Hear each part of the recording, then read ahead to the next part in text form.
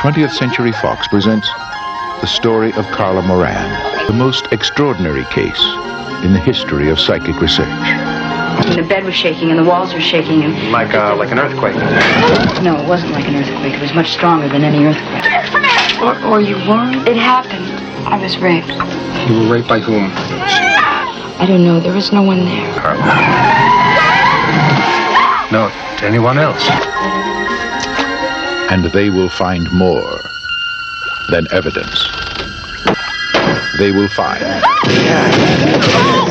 Movie के start में हम क्लारा नाम की लेडी को देखते हैं जो कि एक सिंगल मदर है। उसकी दो बेटियां जूली और कीव हैं और बेटे का नाम बिली है। क्लारा जब काम से वापस आती है तो बिली अपना काम कर रहा था। फिर वो अपने बेडरूम में सोने चली जाती है। तभी एक एंटिटी उसे थप्पड़ मारती है और उसे बेड पर फेंककर उसके साथ सेक्सुअल असॉल्ट किया जाता है। क्लारा के फेस को तकिए से दबा दिया जाता है। इस सब के बाद क्लारा सदमे में थी। वो रोने लगती है और अपने बेटे बिली को घर के चारों तरफ देखने का कहती है, लेकिन बिली को कोई नजर नहीं आता। सब नॉर्मल था। क्लारा को यहाँ कुछ समझ नहीं आता, लेकिन वो खामोश होकर अपने बच्चों को सुला देती है। फिर आधी रात को उसके रूम की सभी चीजें अचानक से हिलने लगती हैं। क्लारा फिर से पैनिक में अपने बच्चों को उठाकर घर से भागती है। वो अपनी बेस्ट फ्रेंड सिंडी के पास जाती है। वो अपनी फ्रेंड को सब बताती है। सिंडी उसे हिम्मत देते हुए एक साइकियाट्रिस्ट का एड्रेस बताती है। इसके बाद क्लारा अपने बच्चों को लेकर वापस अपने घर आ जाती है। वो एक बार फिर से घर को चेक करती है, लेकिन वहाँ उसे कुछ भी नहीं मिलता। इसी रात इसकी बेस्ट फ्रेंड सिंडी भी उसके घर आ जाती है। नेक्स्ट मॉर्निंग क्लारा कहीं जा रही थी, तभी वो एंटिटी उसकी कार में आ जाती है और उसकी कार को अपने कंट्रोल में कर लेती है और उसका एक्सीडेंट हो जाता है।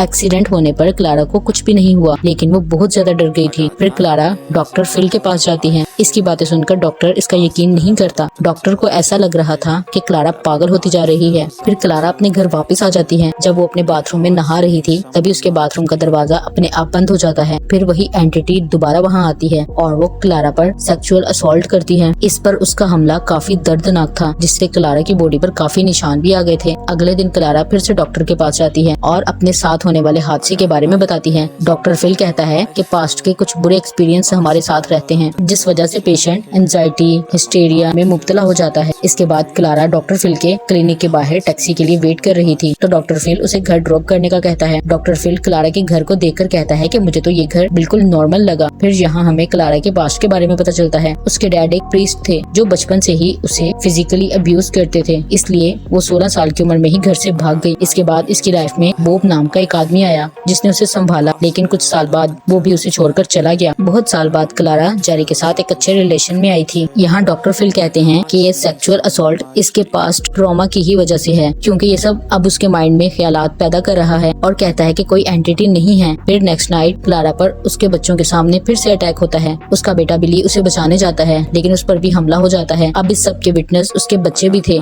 अब next day Clara doctor Phil के साथ कुछ और साइकियाट्रिस्ट से भी मिलती है, लेकिन उन्हें भी क्लारा की बात पर यकीन नहीं था। फिर क्लारा वहाँ से चली जाती है। अब उसी रात क्लारा जब सो रही होती है तो उस पर फिर से अटैक होता है, जिससे उसे काफी गुस्सा आता है। फिर next day doctor Phil Clara को कुछ दिन के बाद साइकोटिक वार्ड में एडमिट करने की बात करते हैं, जिस पर क्लारा गुस्सा हो जाती है और कहती है मैं पागल नहीं हूँ। अब क्लारा अपनी फ्रेंड सिंडी के घर जाती है। वहाँ पर भी उसके साथ पैरानॉर्मल एक्टिविटीज होती है और उसका घर भी सारा बिखर जाता है। वो एंटिटी क्लारा का पीछा कर रही थी। इस बार सिंडी भी एंटिटी की मौजूदगी महसूस करती है और अब उसे क्लारा पर यकीन हो गया था। अब हम देखते हैं कि सिंडी भी यूनिवर्सिटी में जॉब करती थी, जहां वो लाइब्रेरी के अंदर इस जैसी हिस्ट्री को ढूंढने लगती है। तभी उसे वहां पैरानॉर्मल इन्वेस्टिगेट नजर आते हैं। क्लारा उनके पास जाकर उन्हें अपने साथ होने वाली घटनाओं के बारे में बताती है। वो दोनों क्लारा की मदद करने के लिए तैयार हो जाते हैं। क्लारा उन्हें अपने घर ले आती है, जहाँ वो एंटिटी का पता लगवाने के लिए कुछ मशीनें लगाते हैं। रात में वो एंटिटी फिर से आती है और क्लारा के पास जाने की कोशिश करती है। तभी एक इलेक्ट्रिक लाइट आती है और वो एंटिटी क्लारा को छू भी नहीं पाती और वो दोनों इन्वेस्टिगेटर एंटिटी की फोटो क्लिक कर लेते हैं।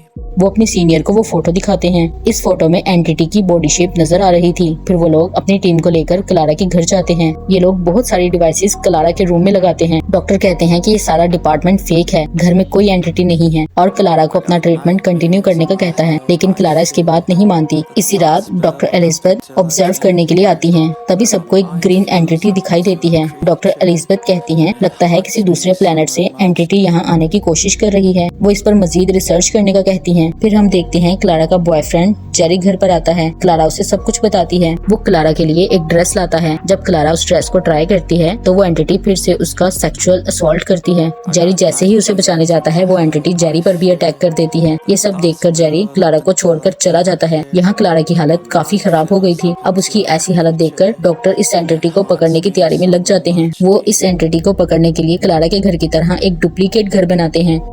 वो इसके अंदर हीलियम गैस को भर देते हैं। डॉक्टर फिल को जब इस सब के बारे में पता चलता है तो वो इन्हें रोकने की कोशिश करते हैं, लेकिन पैरानॉर्मल इन्वेस्टिगेटर डॉक्टर फिल को मना लेते हैं। फिर क्लारा इस घर में जाती है। इसी वक्त वो एंटिटी भी अंदर आ जाती है और वो एंटिटी उसी हीलियम गैस से क्लारा पर अटैक कर देती है। तभी हीलियम गैस का सिलेंडर फट जाता है और एक एंटिटी वहीं फ्रीज हो जाती है, लेकिन वो एंटिटी उस बर्फ को तोड़कर वहाँ से भाग जाती है। ये डॉक्टर फिल और बाकी सब भी देखते हैं और हैरान हो जाते हैं। नेक्स्ट डे क्लारा अपने घर आती है, जहाँ से वो अपने बच्चों के साथ हमेशा के लिए कहीं जाने वाली थी। इस घर में आते ही क्लारा को एक अजीब सी आवाज आती है, वेलकम होम बिच। इसका मतलब ये था कि एंटिटी क्लारा पर बहुत गुस्सा थी। इसके बाद क्लारा उस घर को छोड़कर चली जाती है और मूवी यहीं एंड हो जाती है। Thank you for watching.